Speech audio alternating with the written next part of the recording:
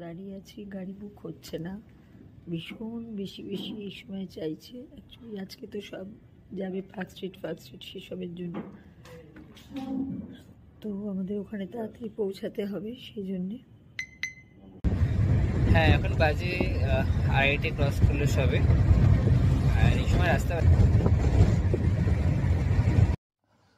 রাত 3টে বাজে। তখন কত মানুষ নিজেদের বিজনেস তখন শুরু করে দিয়েছে। আমরা যখন ঘুমাই ঠিক সেই সময় কত শাল কম্বল বিক্রি হচ্ছে। এটা যতদূর সম্ভব শিয়ালদা হবে, শিয়ালদার উপর দিয়ে গাড়ি নিয়ে তখন আমরা যাচ্ছিলাম কল্পতরু। তো আমরা এসে নামলাম এই দক্ষিণেশ্বরে। বেশ ভালোই ঠান্ডা আছে। সুমন্তও এসছে, সুমন্ত তো কাঁপছে। আমি যাচ্ছি ফার্স্ট গেটে গিয়ে দেখা হবে।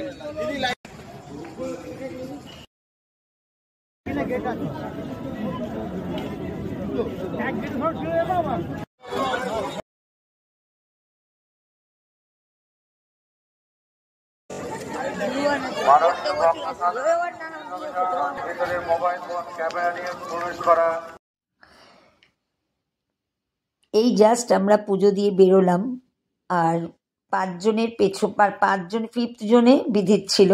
ফার্স্ট যে ছিল সে হচ্ছে পুরোহিত মশাই। আর দেখো কি প্রচণ্ড ভিড়, আর বিরাট কপাল যে মানে রাত 2:30 বেরিয়ে আমরা 6টার মধ্যে পুজো দিয়ে বেরিয়েও গেছি। আর এই জায়গাটি হলো মা সারদা দেবী এখানে বসে ধ্যান করতেন। এর পাশেই পঞ্চবটী, আর কি শান্ত নির্জন জায়গা। বাজে এখন 6:45 বাজে। দেখো কি ভালো লাগছে, মানে অপূর্ব দেখছো। এগুলো সব লাইনেরই যাচ্ছে লোকজন, এখনো মানুষের পুজো দেওয়া হয়নি। খুব ভালো লেগেছে মাকে, একদম সামনে থেকে একদম 4-5 জন ছিল। খুব ভালো লেগেছে, আমরা এতক্ষণ ধরে দেখতে পেয়েছি মাকে। সেটা তো ফুল টুল সব। আর যে পুরোহিত মশাই ভেতরে ঢুকলেন উনি আমাদেরই পাশ থেকে গেলেন। খুব ভালো লাগলো পুজোটা।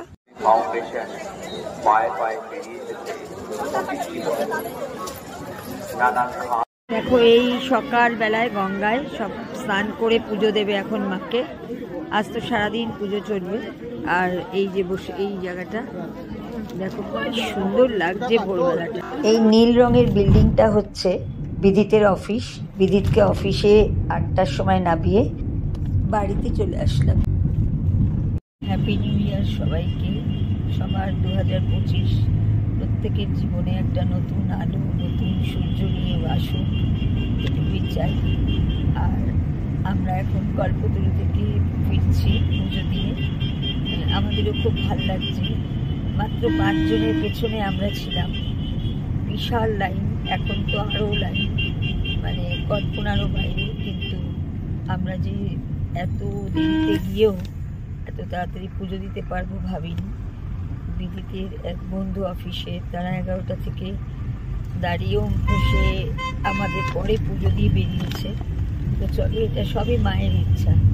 তো টাটা, চলো সবাই ভালো থেকো, খুব ভালো কাটাও আজকের দিনটা। নতুন বছর সবার জীবনে শুভ হোক।